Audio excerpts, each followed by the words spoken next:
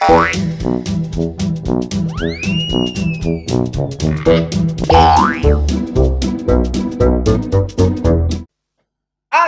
everybody. Nah, kali ini sangat-sangat luar biasa sekali orang so kedatangan pihak yang berseteru antara kiri dan kanan, merah dan biru. Kuning Putih dan biru. Putih dan biru. Ya. Yang ini Biru. bukan merah dia. Ya. Bisa jadi merah juga. Oh, merah juga. Oh, ini kuning, putih, biru, merah. Ya. Oke. Dari atas ya.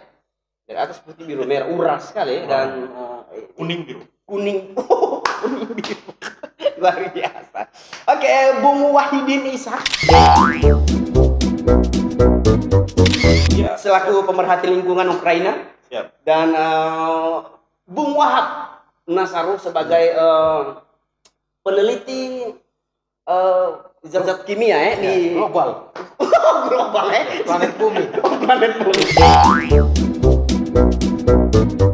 Oke, langsung saja dulu. Kenapa ini dari orang lihat dari topi New York, dari potongan-potongan ini kacamata sangat-sangat profesor sekali. Ya. Ini sebenarnya kan New York ini markas PBB.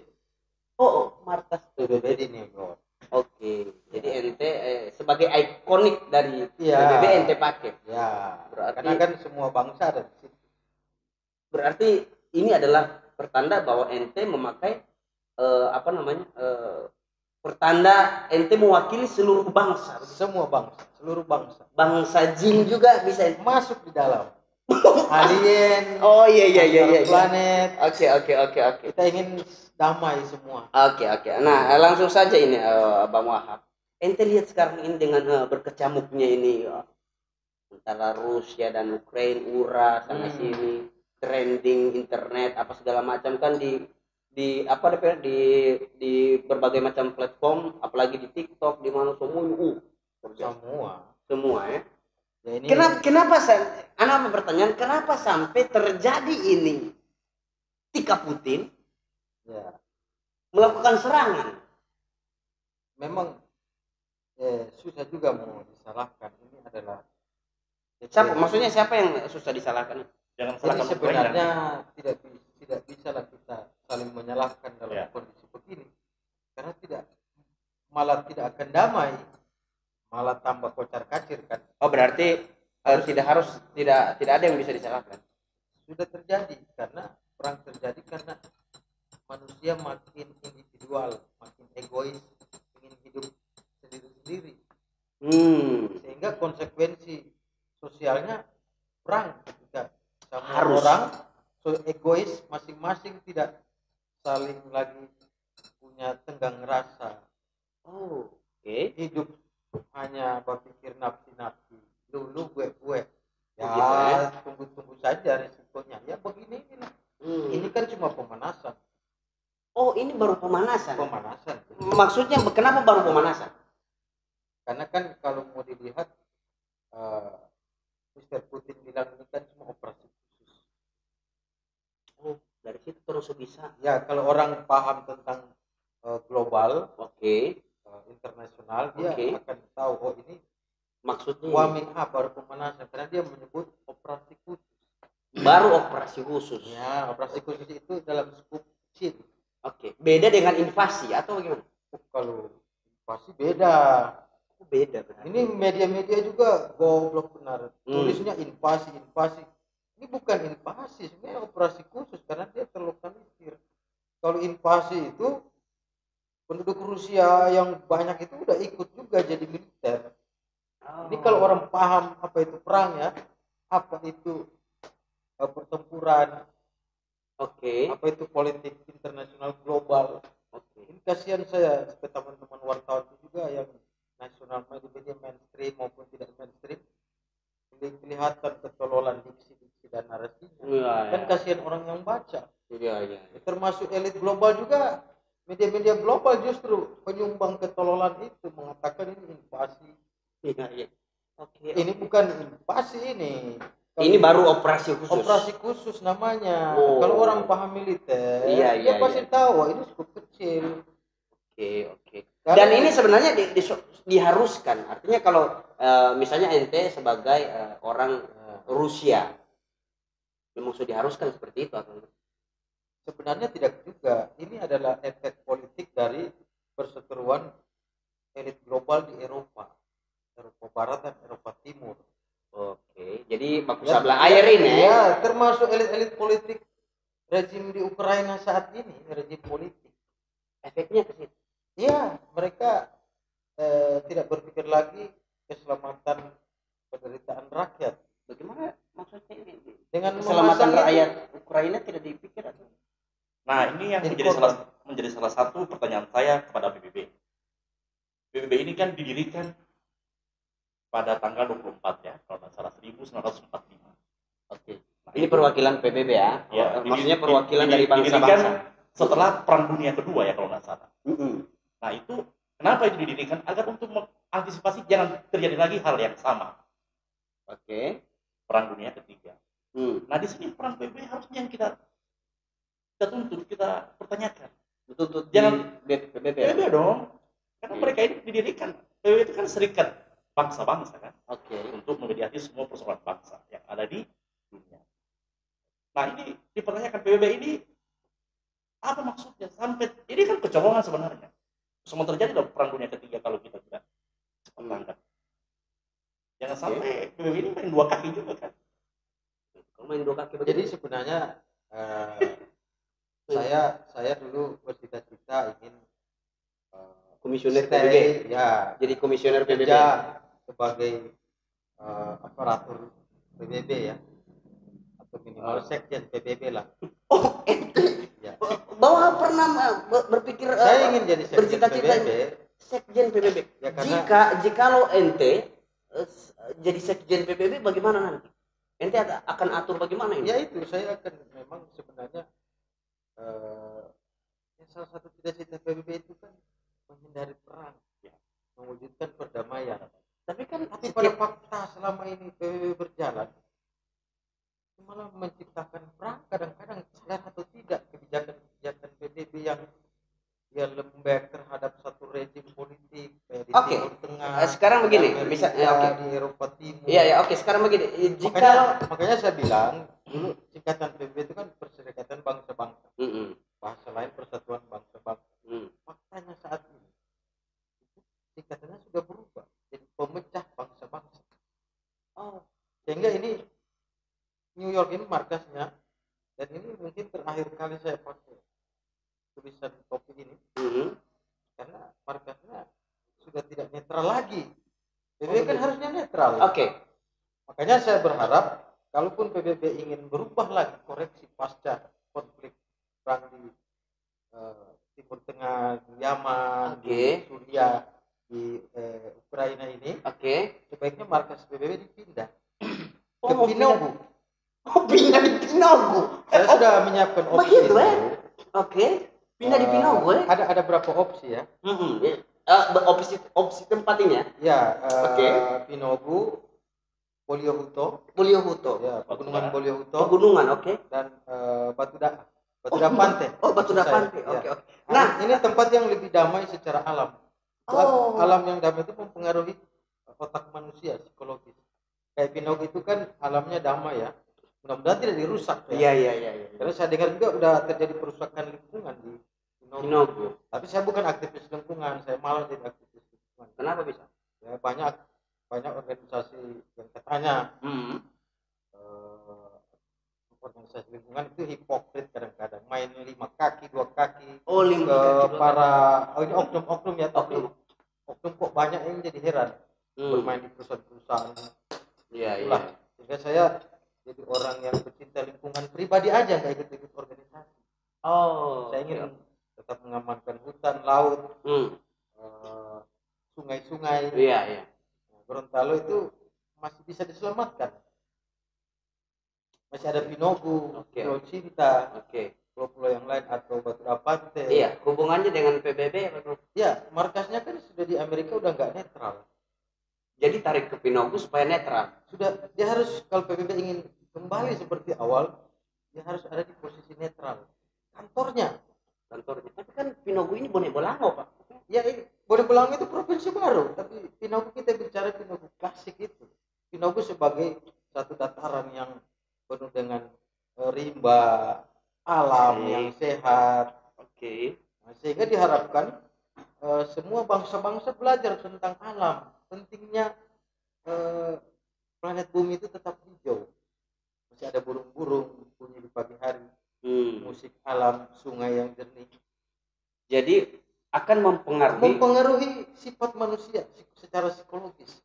Secara psikologis. Ya, pola pikirnya. Jadi neurologinya akan dipengaruhi. Kalau dia di Jakarta, pusat-pusat politik, atau di Amerika, atau di Eropa yang terlalu konflik politiknya tinggi, dan masyarakat di bawah, di luar politik juga tidak saling peduli, individual.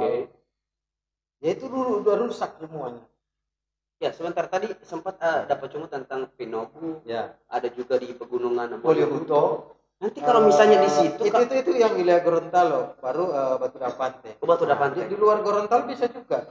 Contoh. Saya udah tadi bikin skema peta markas PBB yang baru.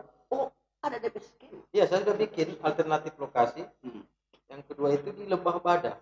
Lembah Bada ini di mana? Di Napu, yang tempat tinggi di Sulawesi Tengah yang banyak artefak kuno. Di situ saya pernah berkunjung, sangat damai. Sepi penduduk. Sebentar. Ada 3 calon tempat untuk kalau misalnya markas PBB. Dinetralkan lagi, tidak di Amerika lagi karena Amerika. Oke. PBB sudah sulit netral gitu. Iya, pertanyaannya begini, seperti yang tadi yang Bang Wahab sebutkan tadi ada dapat cuma tadi tentang tempat di Boliohuto. Ya, pegunungan Boliohuto. Berarti dia akan kalau misalnya di Boliohuto masih juga terdapat polahi-polahi juga? Ya, itu interaksi nggak masalah. Artinya kan bangsa-bangsa yang sudah modern bisa melihat asal-usul nenek moyang mereka juga dulu seperti ini, Homo sapiens gitu ya. Kita kan dulu telanjang Homo sapiens awal. Oke. Nabi Adam kan turun ke muka bumi di surga setelah dia makan buah holdi kan kayak Homo sapiens, cuma pakai cawat dari daun. Oke. Itu faktanya dalam kitab suci. Oke. Jadi ketika turun di bumi ya Homo sapiens, dia kemudian mencari cara untuk membuat pakaian. Ya, mereka temukan dari tanaman-tanaman. Ya, mulai muncul pakaian dari akar-akar, dari kayu-kayu yang dihalus-haluskan. Iya. Di Gorontalo kan dulu begitu juga. Atap itu bukan dari seng, tapi dari kulit kayu. Oke. Nah, memang bahan kain itu kan sebagian dari serat-serat kayu, kayak di Lembah Bada kita masih bisa temukan. Ya. Cara bikin pakaian dari kulit kayu yang dari perang menuju. Iya, sebelum manusia membuat nuklir itu dulu yang dia bikin. Indonesia masih menyimpan kisah klasik dari umat manusia. Ya, bukan Indonesia pada umumnya, hanya beberapa tempat. Indonesia yang lain kan sudah dimusnahkan. Kehidupan seperti itu. Hubungan dengan Puncur. Nah, kalau Puncur itu kan sebenarnya muara. Muara itu lagi. Iya, muara semua sungai di Gorontalo ada di Puncur. Keluar ke Teluk Tomini. Jadi kuala dari Pinogu, kuala dari Tilong Kabila, kuala dari sungai dari Danau Limboto, sungai dari Bolango Tapa. Hanya satu muara di kota Gorontalo itu, Puncur. Nah, sungai-sungai yang bertemu ini arus-arus. Nah, disitulah itu sebenarnya Rusia Ukraina harusnya berinteraksi. Berinteraksi. Oke, sebentar. Kalau misalnya ente sebagai pihak yang sangat Ukraina sekali ya, atau bagaimana ente mana yang ente pihak ini, Rusia atau Ukraina? Zelensky. Kenapa ente terlalu sekali dengan Zelensky? Iya, kan Zelensky ini kan aktor komedi Pak yang jadi presiden. Ya, mudah-mudahan juga seperti itu jadi presiden. Oh, begitu. Oke. Kalau misalnya ente jadi presiden Ukraina, apa yang ya mungkin anak melakukan suatu jalan damai. Anak akan mungkin rakyat. Kan sekarang itu yang ditempuh jalan damai itu. Tapi kan siput Kaputinya yang tidak mau damai kan. Kalau Putin tidak Arogannya itu kan kelihatan tuh. arogan ya. Sampai muncul kalimat persoalan kiamat itu urusan Tuhan. Tapi negara barat menginginkan kiamat itu urusan saya. Nah, itu kan salah satu kesombongan.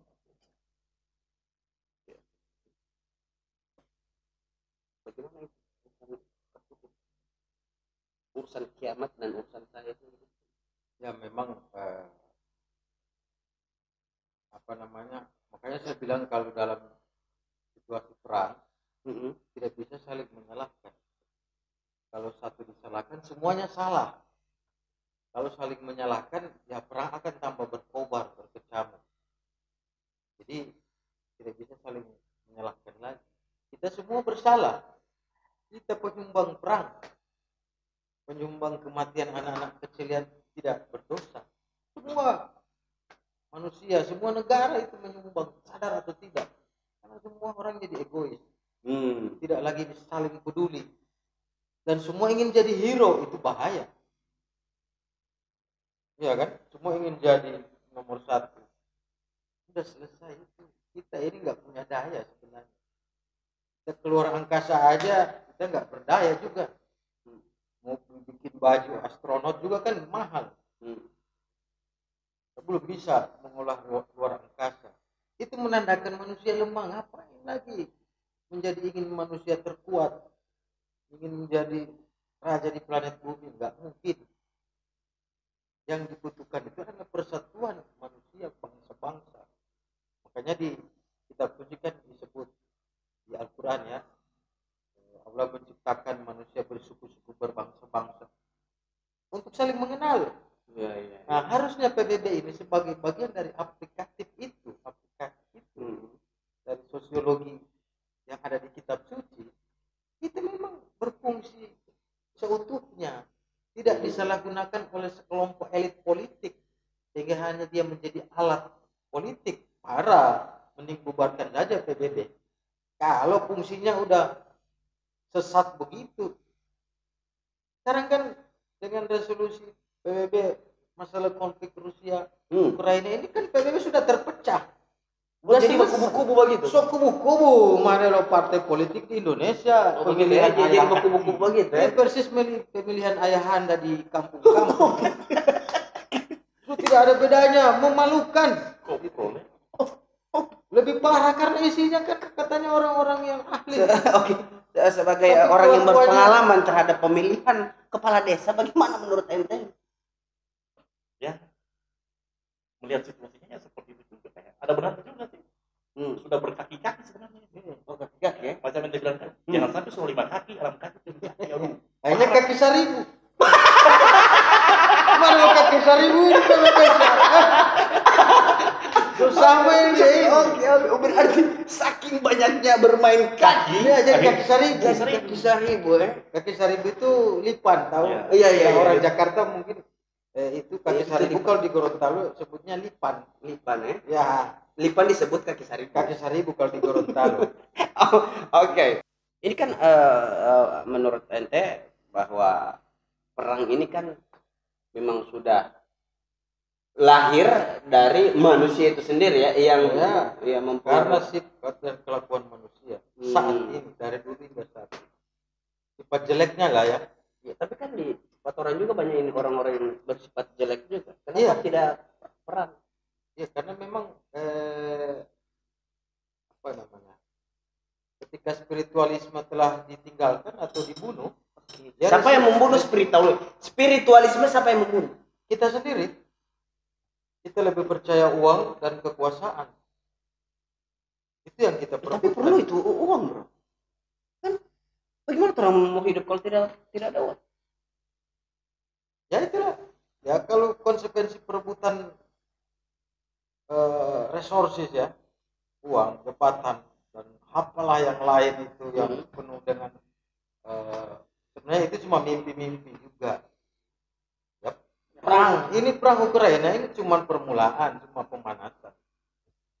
Kemungkinan 2024 itu perang lebih sadis, lebih besar, melibatkan banyak bangsa-bangsa. Dan setengah populasi manusia itu musnah. Mungkin saja 75% populasi manusia di planet bumi musnah. Tapi kan ada pilpres di situ. Ini yang saya mau katakan juga, saya lupa Ini, oke, bahwa oke. kemungkinan pasca perang Ukraina ini Pilpres. 2024 itu ada pilpres dan pilkada, Pileg. pileg. Itu akan bisa saja beriringan dengan perang besar, perang dunia ketiga maksud saya.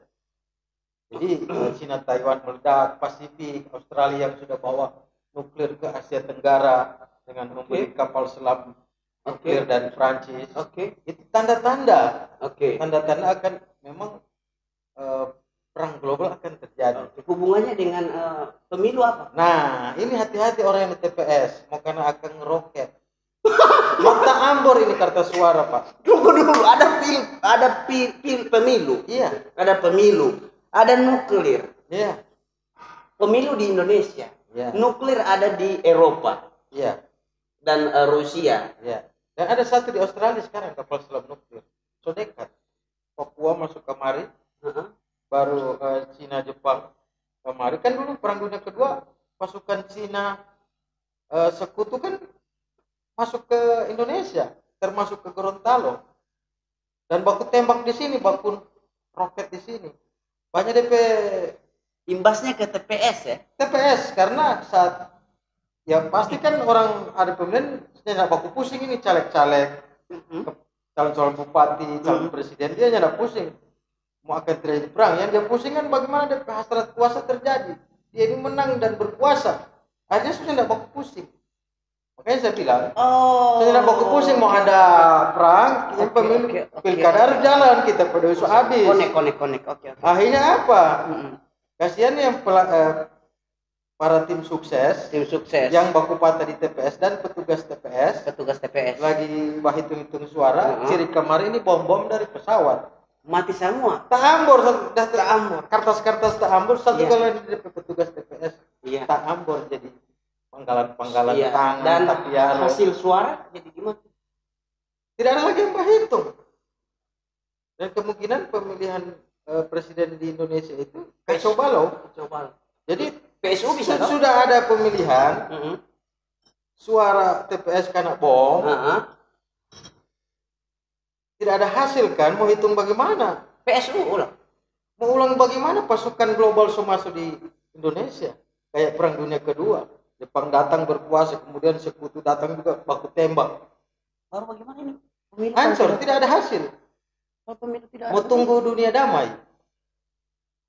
Baru pemilu ulang. Iya, mungkin pemilu bisa 30 tahun lagi. Kenapa so 30 tahun? Pemilu ini 5 tahun sekali. Siapa mau bawa pemilu ulang? Kong tiba-tiba ciri kemarin lagi ini bom dan roket. Bukan mau tak ambor ulang. Tidak rugi. Iya. So tidak ada yang mau biayai kampanye. Tapi kan ada anggaran dari negara untuk pemilu itu. Kan? Negara sudah diobrak-abrik oleh pelang global. Indonesia tidak punya lagi presiden, bos. Oh gitu. Ya karena Indonesia kan sudah dikuasai oleh pasukan-pasukan global besar. Papua ditempati oleh siapa? Sulawesi ditempati oleh siapa? Gorontalo ditempati oleh siapa? Kalimantan ditempati oleh pasukan siapa? Pulau Jawa ditempati oleh pasukan siapa? Baru orang ini kemana? Itu orang jadi Romusa. Jadi tiga. Romusa jilid 3. Jilid 3 ya? Iya, lebih parah dari Romusa apa mungkin namanya? Perbudakan kayak bangsa alien mengkoloni bangsa manusia. Dulu kan cuma dirantai-rantai. Iya. Jadi Perbudakan. invasi alien sekarang. Ya, kemungkinan bisa model begitu. DP senjata pemusnah massal itu tanpa kita orang bayangkan lebih sadis. Ini kan mereka produksi ya negara-negara Iya, superpower. kalau orang cuma bisa bayangkan mungkin ada nuklir, Ya, ada bom nuklir. Kemungkinan ini lebih sadis dari nuklir. Ada varian-varian senjata nuklir yang lebih sadis. varian baru ya. Varian. Contohnya Ya, ada namanya rudal Poseidon kayak di Rusia ya. Rudal Poseidon. Ya, dia nuklir tapi ditembakkan dari air. Oh, berarti dari air? Dari air. Dari air ke air atau dari air ke Dari air ke darat. Jadi hulu ledaknya itu lebih parah. melata berarti? Karena dia bagi di bagian tanah bawah. bagian tanah bawah. Tanah bawah. Tanah bawah. Ya kalau yang Maksudnya dulu, ada bagian tanah atas dan tanah ya, bawah. tanah atas kalau dia nuklir itu jatuh kan dia jadi asap ya. Kalau dari atas, Oke. kayak di Jepang dulu kan. Oh iya, jadi Ya. tidak langsung terhantam ke bumi dia. Ya, Meledaknya di atas. ya dia modelnya jadi asap begitu. Oh, jadi asap begitu. Oke. Dan kalau yang ini yang model Kalau yang di bawah varian baru ini Ya, kalau yang di bawah itu asapnya itu ke bawah. berarti Jadi manusia ke itu- bawah, dari bawah serangannya, dari Iya. tanah bagian bawah asapnya ke Nah, bawah. iya, dia kan laut. Tanah yang dihantam kan bagian di bawah. Manusia di atas. Manusia di atas tanah, iya. Baru asapnya ke bawah. Jadi dia tarik ke bawah ini semua. Dia tarik ke bawah Iya semua. kan runtuh anunya apa namanya itu? Ada proses tonggabu di situ. Ya, bahasa Oke. kalau tahu tonggabu runtuh bawah itu tapi dia Oh, diresap ke kita bawah. sedot kayak neraka itu kan di bawah. Langsung neraka mati. Langsung neraka. Dia tarik ke bawah begini. Nah, ada juga namanya bom vakum. Bom vakum. Bom vakum isap. Dia isap jadi kayak zombie orang. Oh. Jadi paru-paru itu pecah dalam. Jadi dia tidak, kalau mortir biasa kan dia meledak itu kan ini luka-luka ya di Ya, luar. luka. Kalau ini dia punya luka dari dalam. Lukanya dari dalam. Dari dalam. Oke. Oh, lukanya Jadi luka dari dalam. Oke. paru-paru pecah. Oke, luka dari dalam bom Bom vakum. Jadi udara disedot di area sekitar. Meledak baru Oke. udara hilang. Ini kayak dia sedot begitu. Jadi orang itu bisa jadi kempes kayak bola atau ban di udaranya dicopot. Dikasih keluar dia punya Orang yang normal begini jadi kurus tinggal kayak kelingking. meledak dari dalam. Meledak. Nah, jadi hancur-hancur. Ya makin kecil. Kayak orang di ruang angkasa gitulah. Ketika dia keluar dari stasiun angkasa tanpa baju astronot, apa yang terjadi? Dia jadi mungkin pecah. Jadi abu. Itu Bom vakum. ya kayak di film-film itu. Itu yang ditakutkan. Mungkin ada varian lain lagi yang lebih dahsyat atau bagaimana? Bisa saja mungkin laser nuklir ya. Laser nuklir. Ya, itu sadis juga. Dia bisa bikin planet itu belah 2, 5, 3. Banyak. Senjata planet antar planet itu. Ya. Jadi dia bisa nembak satu planet itu hancur. Hancur ya. Laser nuklir begitu. Itu yang kita orang tidak tahu, orang sedang mengembangkan itu. Dan saya pikir PBB sudah nggak punya fungsi lagi. Makanya kalau dia ingin Karena bertahan, sudah terbelah bumi. Di mana itu? ya PBB sudah terpecah-pecah, malah jadi alat pemecah bangsa bukan pemersatu. Oke. Makanya saya bilang ya pindah aja markas PBB dari Tapi kan sama New saja York. kalau misalnya ada laser nuklir tadi, Pino kena juga. Ya artinya kalau PBB mau refleksi, mau revisi lagi perjalanannya saat ini, masih bisa diselamatkan manusia dari perang yang lebih besar. Oke. Senjata tidak bisa mencegah orang untuk menjadi damai. Yang bisa mendamaikan manusia ya prinsip kita tentang apa itu perdamaian, pentingnya damai daripada perang. Memang kita tidak bisa menghalangi produksi senjata negara-negara besar. Bahkan Indonesia pun punya perusahaan senjata. Artinya kan sama aja, dia tetap mempertahankan budaya perang. Makanya kalau Indonesia komitmen pada mewujudkan perdamaian dunia, ya usahlah produksi banyak senjata atau bahkan membawa senjata luar. Iya. Pertanyaannya Dan begini, Indonesia kenapa? itu Kenapa? mengundang perang berbahaya? Iya. Kenapa ini kan misi bangsa-bangsa di seluruh dunia ini untuk tidak mau perang, perdamaian seluruh dunia. Ya. Tapi kenapa orang menciptakan senjata? Kalau memang DP tujuannya untuk damai, kenapa senjata dibuat-buat ini? Tiap negara. Ya, karena memang ada yang beranggapan kalau ingin damai maka peranglah. Itu satu pendapat. Bisa dibenarkan. Sebentar, bisa kalau tidak ingin bisa. damai, maka peranglah. peranglah. Perang itu mencegah perang yang lebih besar lagi. Ada pendapat seperti itu.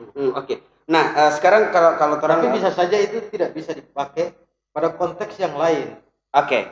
Sekarang orang akan melihat apa-apa saja ini senjata ini tuh yang dimiliki Rusia. Terus kalau misalnya ada NATO, Ya. ada Liga Arab, Ya. ada Liga ini yang Persidago masuk juga di situ, Persigo di situ kan. Ada juga Ya. Panipiraya. Oh, Liga Panipiraya. Ya. Iya, di kalau di kampung aneh itu di sana di Payung ada Lilangkap. Oh, Lilang. Ya. Iya. Iya, Itu sejarah juga itu. Iya, Lilangkap. Lilangkap. Iya, ada Lilangkap itu perebutan Piala Lilang. Ya. Oke.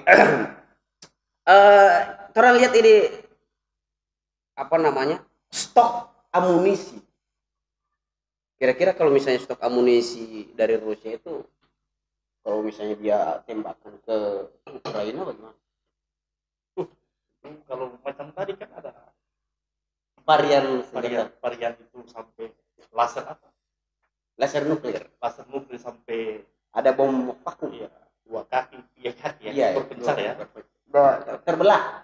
Itu jangan sampai jadi apa? Kaki 1000 lagi tuh. Terciptanya. Kaki 1000 lagi. Mati semua ini seluruh dunia ini. Ini istilah kaki 1000 ini bagaimana maksudnya? Jadi sebenarnya Laser kaki 1000. ini tingkah laku elit politik global termasuk di Gorontalo dan Indonesia ini kan mirip kaki 1000, bermain banyak kaki. Jadi Oke. kan memuakkan juga gitu loh, nggak punya prinsip.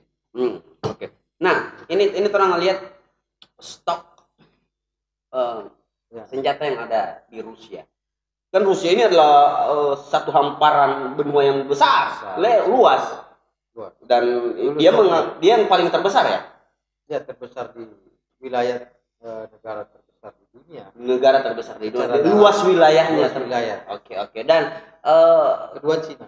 kedua Cina ya. Ketiga bukan Bola tidak? Gorontalo ini kan sebenarnya dengan kecil aja. Ya, saya khawatir ini jadi tempat uji coba senjata-senjata besar. Di Gorontalo. Iya, kan Gorontalo udah punya sesar, tinggal dikasih laser nuklir dia terbelahin pulau, jadi pulau berbeda. Gempa ini. Iya, gempa. Sesar ya, lempengan Iya, Gorontalo punya sesar, bukan patahan, sesar ya. Oh, sesar. Jadi ada berita tulis ada patahan Gorontalo itu goblok benar, parah itu. Begitu. Sesar dengan patahan berbeda. Oh, berbeda. Tapi itu disebabkan nuklir tadi bukan? Enggak, gejolak geologi. Gejolak geologi Oke. masa lalu juga itu kalau hitungan ledakannya juga sama dengan hulu ledak nuklir. Kayak ledakan gunung api gitu kan. Itu kan api juga. Tapi yang baru-baru yang meledak baru-baru ini invest. Itu daya ledaknya itu luar biasa. Ya, itu memang kalau meledak invest bodong Gorontalo itu banyak yang harus kita koreksi dari pemerintah daerah sekitar yang tidak lagi peduli, bahkan mereka ikut dalam. Dan rakyat juga minim literasi, jadi udah klop lah, ketemulah kebodohan dan kebodohan bertemu, meledaklah ini Nuklir. invest bodong di Gorontalo. Akhirnya kan kasihan sampai ada yang bergantung diri aja. Oke, nah coba orang lihat ini sekarang. Rusia ini kan cuma sendiri. Dia ada beberapa negara koalisi namanya CSTO. itu bekas-bekas pecahan Soviet yang tapi secara politik masih bersama Rusia. Oke. Kayak Kazakhstan, Kyrgyzstan, Belarusia, ada Chechnya juga sih. Ada Chechnya dan juga. beberapa negara baru seperti Serbia, Armenia masuk. Banyak sebenarnya. Belum lagi koalisi global dia yang baru ya. Ada Cina, ada Iran, Pakistan. Tapi ini menurut ente mau pecah juga. Ini mau pecah atau bagaimana? Kalau saya melihat karena manusia saat ini makin egois, tidak makin peduli, kemungkinan besar perang dunia ketiga terjadi. Yang saya bilang tadi, bisa 2024.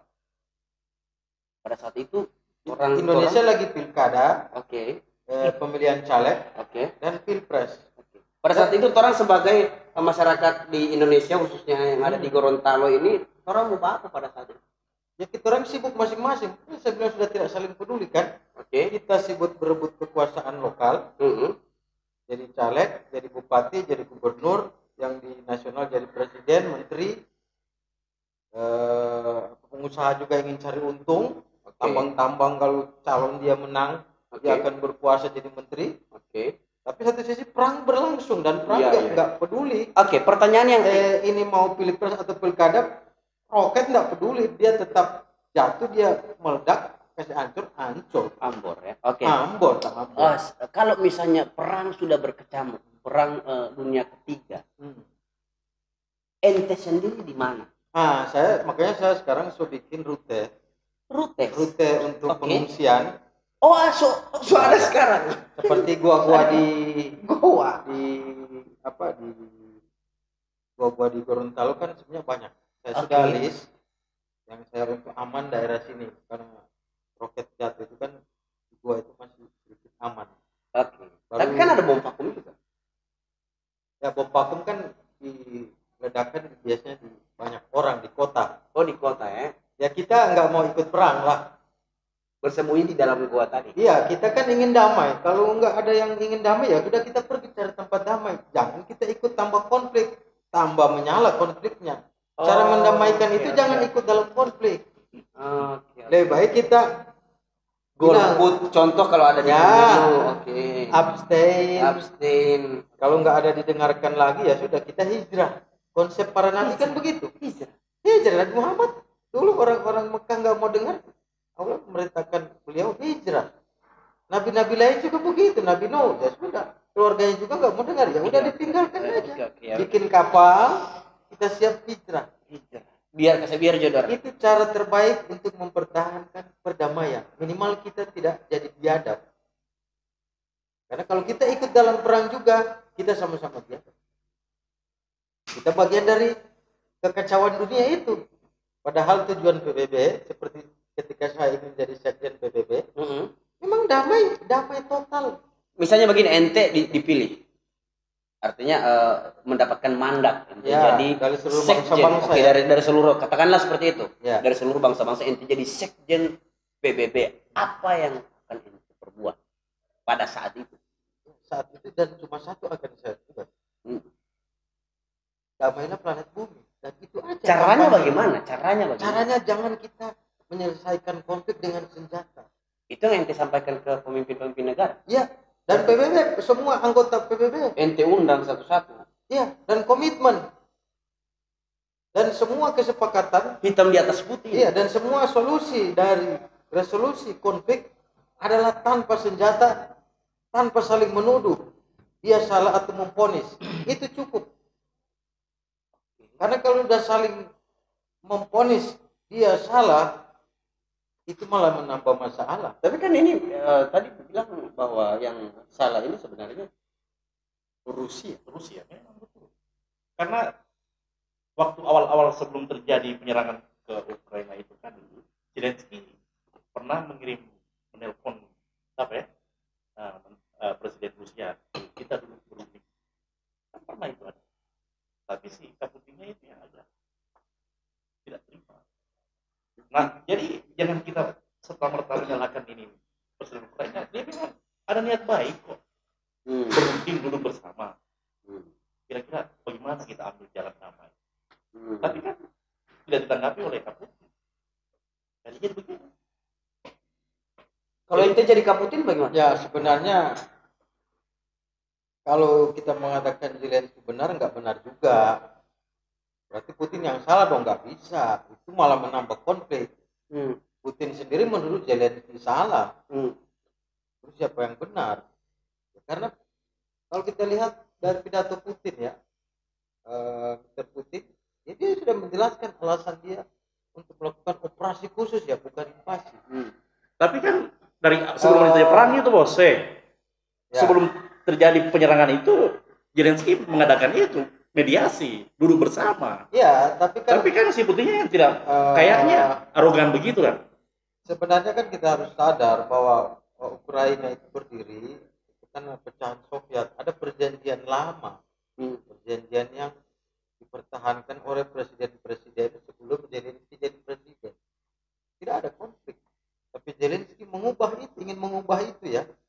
Kemudian dia memasukkan banyak senjata, fasilitas militer dari Amerika dan NATO ke dalam Ukraina. Dan itu yang membuat marah negara-negara Federasi Rusia. dianggap Zelensky ingin membawa Ukraina itu berbeda lagi secara haluan politik, ikut ke blok barat. Padahal perjanjiannya dulu ketika Soviet memberikan wilayah kemerdekaan terhadap Ukraina, perjanjiannya Ukraina tidak boleh berpihak secara politik ke blok barat, ingin tetap netral. Iya. Kenapa? Untuk menjaga perdamaian di Eropa Timur. Tapi Zelensky ini kan orang yang masih baru dalam dunia politik ya. Dia tidak sadar konsekuensinya akan seperti ini. Dan makanya kan terlihat Zelensky sadar atau tidak telah terjebak dalam hasrat kuasa. Oh, biar. Makanya harusnya dia bilang sudah saya ingin berdamai. Tapi pada awalnya kan dia minta senjata NATO, minta senjata Amerika. Lah ini lebih konyol solusinya. Makanya saya bilang jangan lawan senjata dengan senjata. Itu akan menambah konflik lebih parah. Nah ini harus kita kaji juga. Jangan kita serta-merta harus menyerahkan Ukraina. Jangan. Di situ juga manusia yang perlu kita selamatkan. Jangan sampai rata semua, mati semua di situ. Jangan sampai di situ juga ada warga Indonesia yang harus kita selamatkan. Mau warga kita mau dibasmi dengan rudal di situ? Ya nggak terima dong. Khususnya ada warga Gorontalo juga ya. Mungkin ada. Siapa tahu ada. Nah itu yang harus kita hindari. Harusnya Zelensky minta bunga apa ya? Bunga sedang ayam, bunga tai ayam, daun konto. Fungsinya untuk apa? Ya lebih baik dia minta bunga sebagai simbol perdamaian. Oh. Kalau dia minta senjata berarti dia ingin perang tanpa melawan narkoba. juga. Oke. Tapi tadi poin penting. Yang mana? Kalau PBB tidak lagi bisa menjadi perserikatan atau wadah persatuan bangsa-bangsa,